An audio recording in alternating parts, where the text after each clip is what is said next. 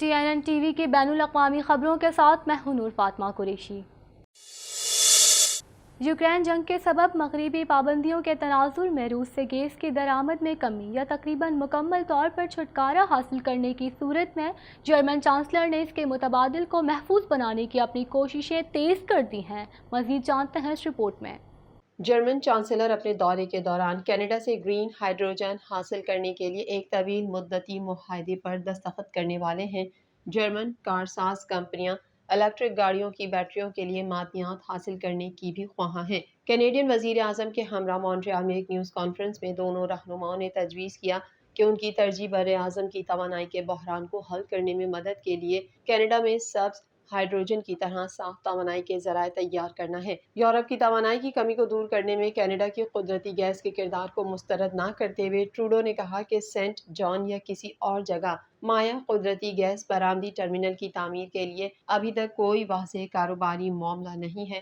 Trudeau نے کہا کہ قدرتی گیس کو مغربی کینیڈا کے گیس فیلڈ سے پائپ لائن کے ذریعے بحر اوقیانوس کے ساحل پر ایک غیر تعمیر شدہ لیکوفیکیشن ٹرمینل تک پہنچانا ہوگا۔ ٹروڈو نے کہا کہ یہ ایک مہنگا کام ہوگا اور ہو سکتا ہے کہ یہ یورپ کی صاف ستھری معیشت کی طرف تیزی سے منتقلی کے عزم کے پیش نظر سمجھدار سرمایہ کاری نہ ہو۔ جرمن چانسلر اولاف شولز 22 اگست اتوار کے روز 3 روز کے لیے دورہ کینیڈا کے لیے روانہ ہوئے۔ اس دورے کا سب سے اہم مقصد یورپ کی سب سے بڑی معیشت کے لیے توانائی کے تحفظ کو فروغ دینا ہے۔ یوکرین جنگ کے سبب مغربی پابندیوں کے تناظر میں روس سے گیس کی درآمد میں کمی یا تقریباً مکمل طور پر چھٹکارا حاصل کرنے کی صورت میں جرمن چانسلر نے اس کے متبادل کو محفوظ بنانے کی اپنی کوششیں تیز کر دی ہیں۔ کینیڈا میں ان کی بات چیت کا اہم محور قدرتی مائع گیس کی فراہمی ہوگا، حالانکہ ابھی یہ واضح نہیں ہے کہ آیا یہ سودا جرمنی کی قلیل مدتی ضروریات کو پورا کر سکے گا یا نہیں۔ کینیڈا میں قدرتی گیس کے ایکسپورٹ کے لیے ابھی تک کوئی LNG ٹرمینل تو نہیں ہے اور ایسی کسی نئی سہولیات کی تعمیر میں برسوں لگ سکتے ہیں۔ سن 2035 تک قدرتی ایندھن کو مرحلہ وار ختم کرنے کے منصوبوں کی وجہ سے جرمنی کی گیس کی ضروریات بھی محدود ہیں۔ تاہم گرین ہائیڈروجن جیسی قابل تجدید توانائیوں پر قریبی تعاون پر ایک طویل مدتی معاہدے پر دستخط کیے جانے کی بھی امید ہے۔ نصف سے زیادہ کینیڈین کہتے ہیں کہ وہ بڑھتی ہوئی مہنگائی کا مقابلہ نہیں کر سکتے۔ 3/4 کینیڈین کہتے ہیں کہ وہ اخراجات کے بارے میں دباؤ کا شکار ہیں۔ مزید جانتے ہیں اس رپورٹ میں۔ نصف سے زیادہ کینیڈین کہتے ہیں کہ وہ بڑھتی ہوئی مہنگائی کا مقابلہ نہیں کر سکتے۔ پولنگ فرم اینکس ریڈ نے 8 سے 10 اگست تک 2279 کینیڈین شہریوں کا سروے کیا جو اینکس ریڈ فورم کے ممبر ہیں، اور ان میں سے 56% کو بلند افراط زر اور شرح سود کی وجہ سے اپنے معمولات زندگی جاری رکھنے کے لیے جدوجہد کرنا پڑ رہی ہے۔ 5 میں سے 4 جواب دہندگان یا 80% نے کہا ہے کہ انہوں نے گزشتہ چند مہینوں میں کسی نہ کسی قسم کے اخراجات کو کم کیا ہے۔ 57% نے رپورٹ کیا کہ انہوں نے ثواب دیدی اخراجات کو کم کیا ہے۔ 3/4 کینیڈین کہتے ہیں کہ وہ پیسے کے بارے میں دباؤ کا شکار ہیں، جبکہ جولائی میں افراط زر جون میں 39 سال کی بلند ترین سطح 8.1 سے کم ہو کر 7.6% ہو گیا، جس سے ظاہر ہوتا ہے کہ مہنگائی ایک سال کے دوران پہلی بار کم ہوئی ہے۔ کھانے کی قیمتوں میں گزشتہ سال سے 10% اضافہ ہوا ہے۔ اگر ایک چیز ہے جس پر تمام کینیڈین متفق ہیں، جیسا کہ اس سروے سے ظاہر ہوا ہے کہ گروسری چینز قیمتوں میں اضافے اور اپنے منافع کو بڑھانے کے لیے اونچی افراط زر کا فائدہ اٹھا رہی ہے۔ ضروریات کو پورا کرنے میں مدد کرنے کے لیے 40% سے زیادہ کینیڈین کہتے ہیں کہ وہ بڑی خریداری میں تاخیر کر رہے ہیں اور کم ڈرائیونگ کر رہے ہیں۔ اس سال 32% نے سفری منصوبوں کو منسوخ یا کم کر دیا، جبکہ 1/4 سے زیادہ نے اپنے بجٹ کو ایڈجسٹ کرتے ہوئے خیراتی عطیات پر واپس جانے کا انتخاب کیا۔ 19% نے کہا کہ وہ اپنے ٹیکس فری سیونگ اکاؤنٹس اور ریٹائرمنٹ سیونگ پلانز میں شراکت کو مؤخر کر رہے ہیں۔ کینیڈا کی موسمیاتی ایجنسی نے کہا کہ ٹورنٹو میں 30 سے 50 ملی میٹر کی مقامی بارش کے ساتھ تیز رفتار بارش اور گرج چمک کے ساتھ بارش متوقع ہے۔ موسلا دھار بارش کی وجہ سے سڑکوں پر پانی جمع ہو سکتا ہے۔ مزید جانتے ہیں اس رپورٹ میں۔ کینیڈا کے شہر برامپٹن کے متعدد محلوں کے رہائشی شدید بارشوں کے سبب آنے والے سیلاب کے بعد دلدلی تہخانوں اور املاک کو ہونے والے دیگر نقصانات سے دوچار ہیں۔ ٹورنٹو میں موسم کا ایک خصوصی بیان اس وقت ختم ہو گیا جب انوائرمنٹ کینیڈا نے شام تک شدید بارش کا مطالبہ کیا۔ کینیڈا کی موسمیاتی ایجنسی نے کہا کہ 30 سے 50 ملی میٹر کی مقامی بارش کے ساتھ تیز رفتار بارش اور گرج چمک کے ساتھ بارش متوقع ہے۔ موسلادھار بارش کی وجہ سے سڑکوں پر پانی جمع ہو سکتا ہے۔ نشیبی علاقوں اور شہری علاقوں میں مقامی سطح پر سیلاب ممکن ہے۔ Toronto and region conservation authority نے مشورہ دیا کہ شہری گریٹر ٹورانٹو ایریا میں دریا زیادہ بہاؤ اور پانی کی بلند سطح کا تجربہ کر سکتے ہیں۔ برمپٹن اور بیری کے قریب مقامی طور پر سیلاب کی اطلاع ملی۔ ان کے آس پاس کے علاقوں میں 120 ملی میٹر سے زائد بارش ہوئی۔ ہفتہ اور اتوار کی درمیانی شب 250 ملی میٹر تک بارش ریکارڈ کی گئی۔ اگلا موسمی نظام جمعرات کو ٹورانٹو میں گرج چمک کے بعد نمایاں بارش لا سکتا ہے۔ برمپٹن کی شہری انتظامیہ کا کہنا ہے کہ انہیں سیلابی صورتحال سے متعلق 67 شکایات موصول ہوئیں۔ ماہرین کا کہنا ہے کہ ٹورانٹو میں 24 گھنٹوں کے دوران 50 ملی میٹر بارش متوقع ہے۔ بھارت میں کسان بی جے پی حکومت کی جانب سے وعدے پورے نہ کیے جانے پر سراپا احتجاج ہیں۔ پولیس کی جانب سے لگائی گئی رکاوٹیں عبور کرتے ہوئے دارالحکومت نئی دہلی میں داخل ہو گئے۔ مزید جانتے ہیں اس رپورٹ میں۔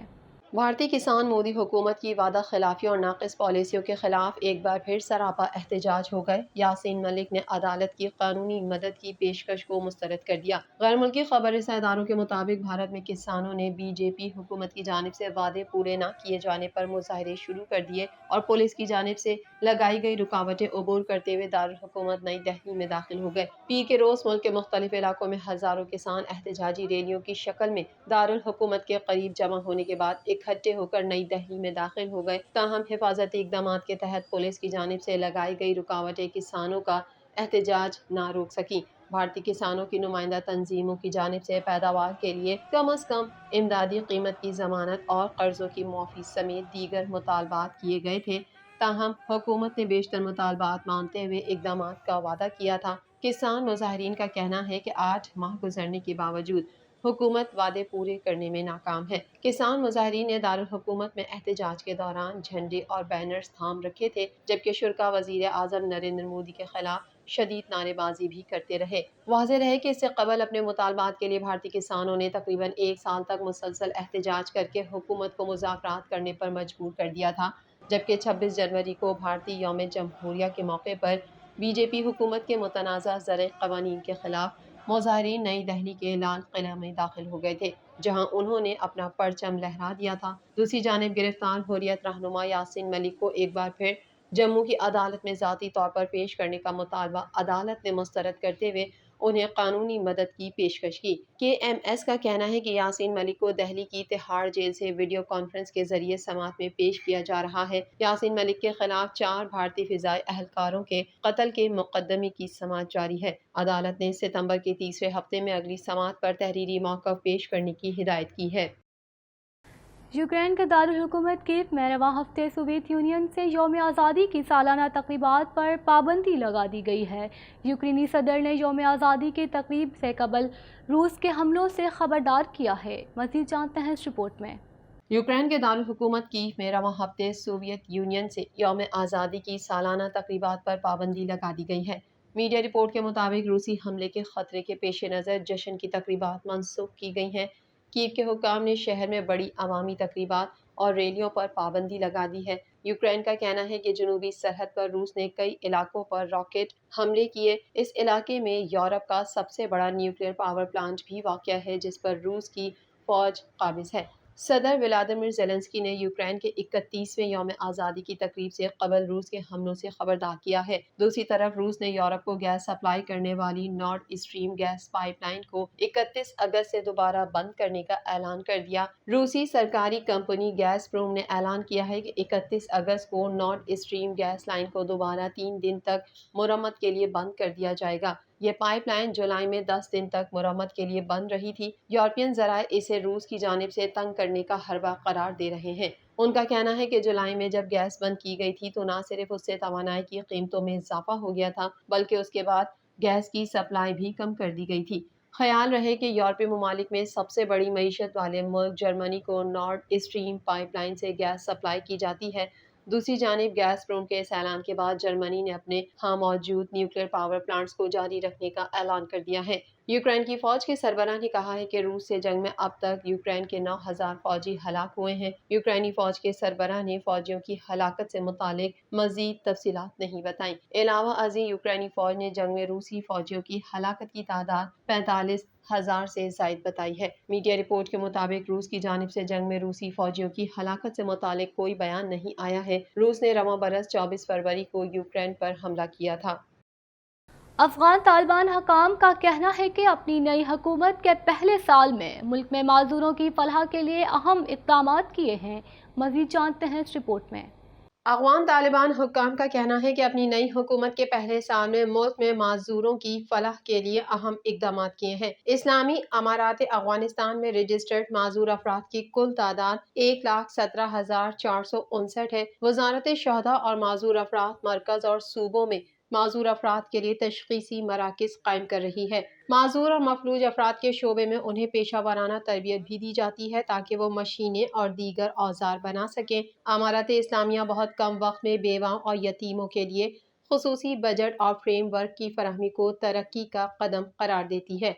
शहदा और माजूरों के उमूर के नायब वजीर अब्दुल हकीम हक्कानी का कहना था कि हमने गुज़िश्ता इंतज़ामिया के दौरान और अब तक काबुल समेत तमाम सूबों में 1,17,459 माजूर अफराद को रजिस्टर्ड किया है और उनमें से 16,500 माजूर हमारे साथ रजिस्टर्ड हैं। अब्दुल हकीम हक्कानी का कहना था कि काबुल में माजूरों और मफलूजों के लिए एक तशखीसी मरकज़ है। ये मरकज़ माजूरों की खिदमत करता है और हम माजूर अफराद की खिदमत और तशखीस के लिए इस मरकज़ को दूसरे सूबों तक फैलाने की कोशिश कर रहे हैं। TNN TV के न्यूज़ बुलेटिन से फिलहाल इतना ही। मज़ीद खबरें और अपडेट्स के लिए देखते रहिए TNN TV।